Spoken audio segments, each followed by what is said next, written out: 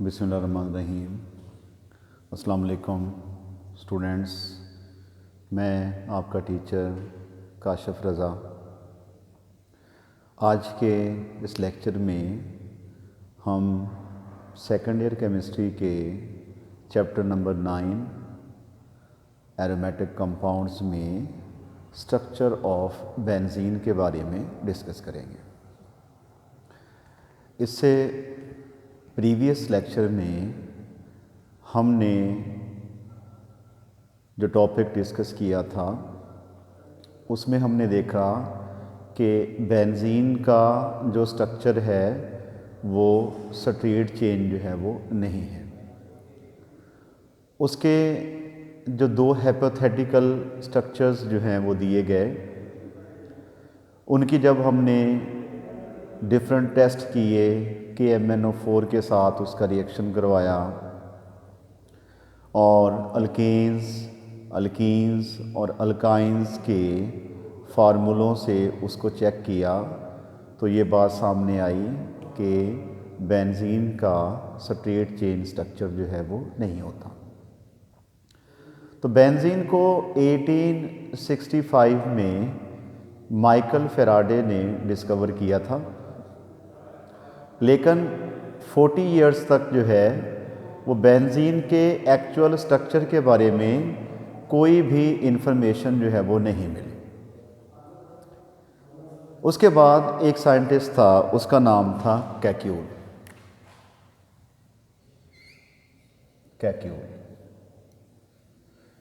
Kekulé ने 1865 में benzene के बारे में एक कंसेप्ट दिया। कैक्यूल ने कहा कि बेंजीन का जो स्ट्रक्चर है वो साइक्लिक हेक्सागोनल होता है। साइक्लिक हेक्सागोनल कि बेंजीन के अंदर जो 6 कार्बन हैं और 6 हाइड्रोजन हैं वो साइक्लिक पैटर्न में जॉइंट होती हैं, यानी कि 6 कार्बन जो हैं वो साइक्लिक मैनर में जुड़ी होती हैं।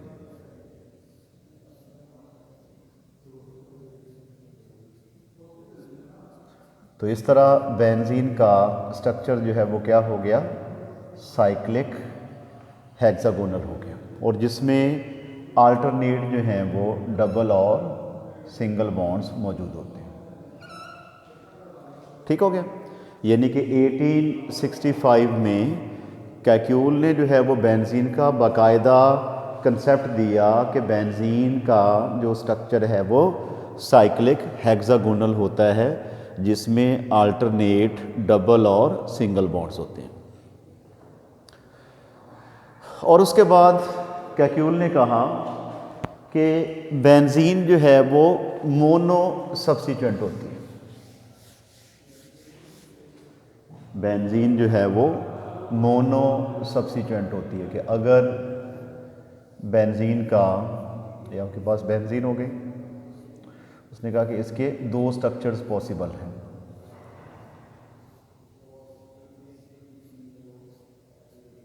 ठीक है, यानी कि स्ट्रक्चर ए हो गया और ये स्ट्रक्चर क्या हो गया, बी हो गया। दोनों में डिफरेंस जो है वो पाई बॉन्ड की पोजीशन का है कि बेंजीन के ये 2 जो हैं वो फॉर्म उसमें ये एग्जिस्ट जो है वो कर सकता है।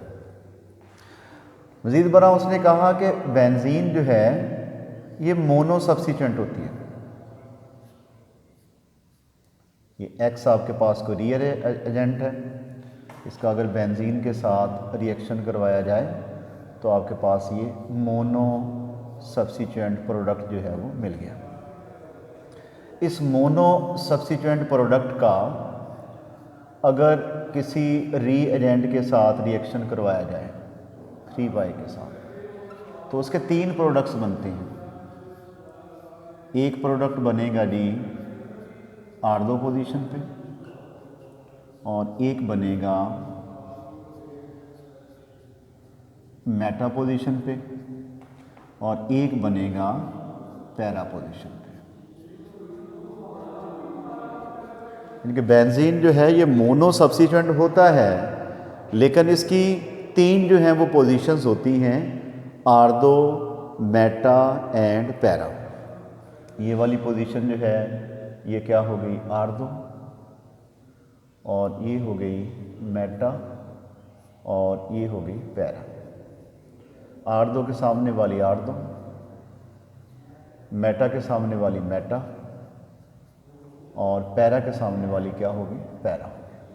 ठीक है, तो बेंजीन की जो हैं वो 3 पोजीशंस हो गई, आर्दो, मेटा एंड पैरा, और 3 ही इसके जो हैं वो प्रोडक्ट्स बनते होते हैं। और बेंजीन क्या होता है, मोनो सब्स्टिट्यूएंट जो है वो होता है।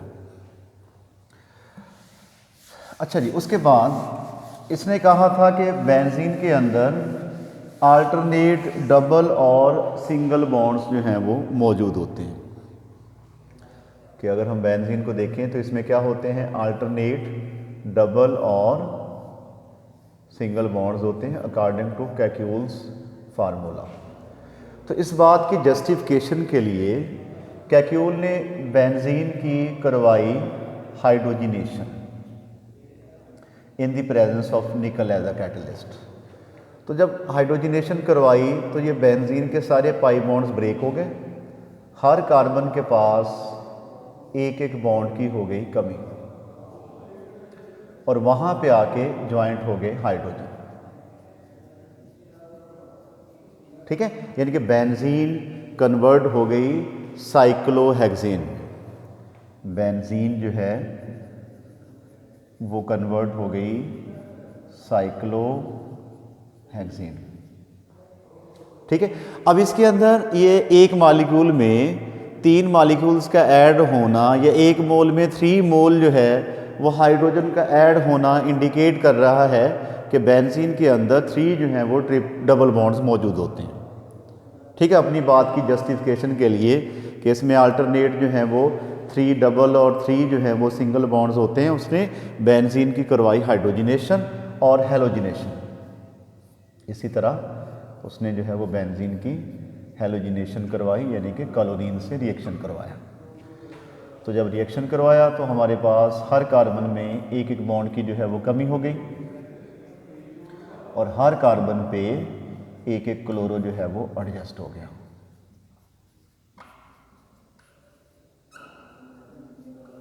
ठीक है, हेक्सा क्लोरो साइक्लोहेक्सेन जो है वो आपके पास बना। Hexa chloro cyclohexane. तो हेक्सा क्लोरो साइक्लोहेक्सेन का बनना और साइक्लोहेक्सेन का बनना by the addition of hydrogen and chlorine, it indicates the presence of 3 double bond in the structure of benzene।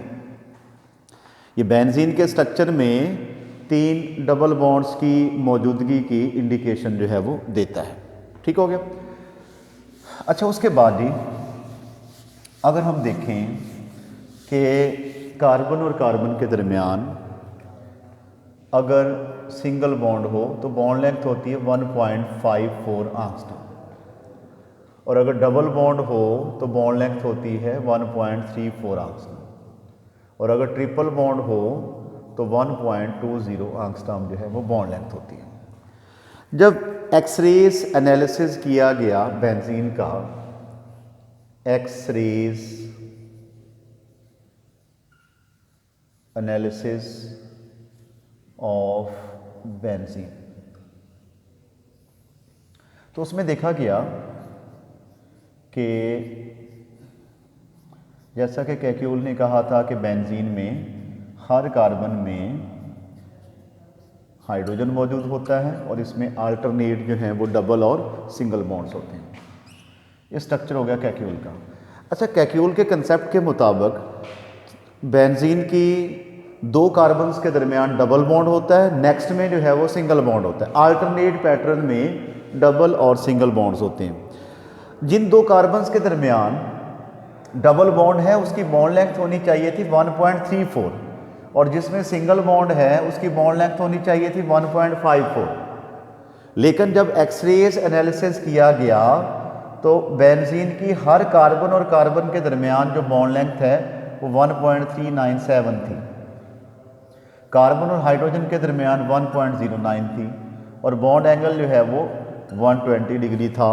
ठीक है, यानी कि बेंजीन का स्ट्रक्चर जो है वो रेगुलर था।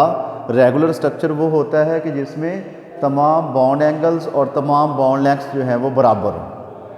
अकॉर्डिंग टू कैक्यूल स्ट्रक्चर, जिन दो कार्बन्स के दरमियान डबल बॉन्ड है उसकी बॉन्ड लेंथ शॉर्टर होनी चाहिए और जिसमें सिंगल बॉन्ड है उसकी बॉन्ड लेंथ जो है वो लार्जर होनी चाहिए डबल के मुकाबले में। लेकिन एक्सरेज एनालिसिस से पता चला कि बेंजीन की हर कार्बन के दरमियान बॉन्ड लेंथ जो है वो सेम है और बेंजीन का स्ट्रक्चर क्या होता है, रेगुलर होता है। It was the objection on Kekulé structure कि वो इसको एक्सप्लेन नहीं कर सका। और जैसा कि उसने कहा कि इसमें अल्टरनेट डबल और सिंगल बॉन्ड्स होते हैं, तो benzene show unsaturated character. Unsaturated compound जो है वो हमेशा एडिशन रिएक्शंस देते हैं, जबकि बेंजीन जो है वो सब्स्टिट्यूशन रिएक्शंस भी देती थी। तो these are the objections on calculus formula. ठीक है, तो आज के हमारे लेक्चर में इतना ही था। नेक्स्ट वीडियो में अगले टॉपिक के साथ दोबारा हाज़िर होंगे। उस वक्त तक के लिए अल्लाह हाफ़िज़।